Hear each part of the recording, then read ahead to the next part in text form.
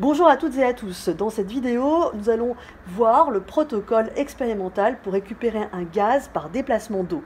Pour produire le gaz, je vous propose de mettre en œuvre une expérience qui est assez classique, celle de la réaction entre de l'acide chlorhydrique, présent ici dans le bécher, et un ruban de magnésium qui est présent ici.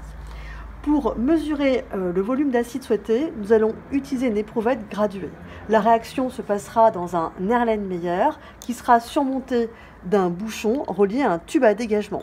Ce tube à dégagement sera calé sur un tais présent dans un cristallisoire qui va contenir à peu près 2/3 d'eau et nous remplirons une éprouvette graduée entièrement d'eau. Dans cette éprouvette, nous allons récupérer le gaz formé, ici du dihydrogène, par déplacement d'eau. Première étape, remplissons le cristallisoire aux 2/3 d'eau.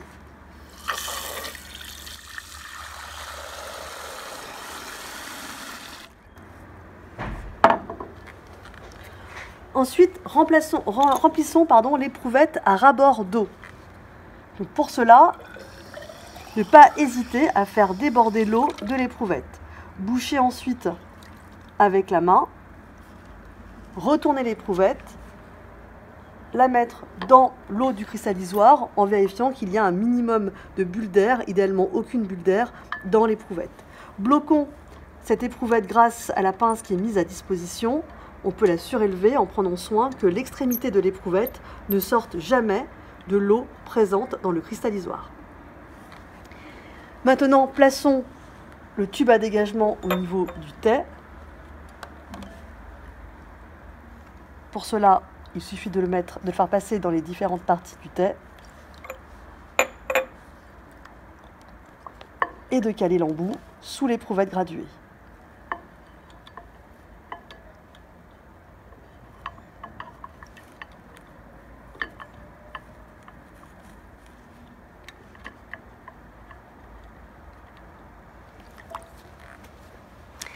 Plaçons maintenant au mélange réactionnel. Nous allons mesurer environ 20 ml d'acide. Pour cela, on peut utiliser une éprouvette graduée. Comme le volume est approximatif dans le cadre de cette expérience, pas la peine d'être très rigoureux sur la mesure du volume. On va faire transvaser donc ce volume dans un Erlenmeyer.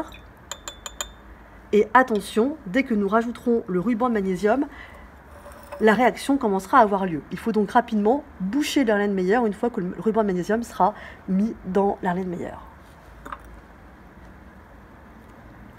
La réaction commence à avoir lieu. Un gaz se forme, on le voit ici au niveau des différentes bulles qui se placent dans l'éprouvette graduée. Et qu'est-ce qui se passe? Eh bien, tout simplement, le gaz formé ici du dihydrogène chasse l'eau qui était présente dans l'éprouvette graduée. On verrait éventuellement la surface de l'eau dans le cristallisoire augmenter, le niveau de l'eau augmenter.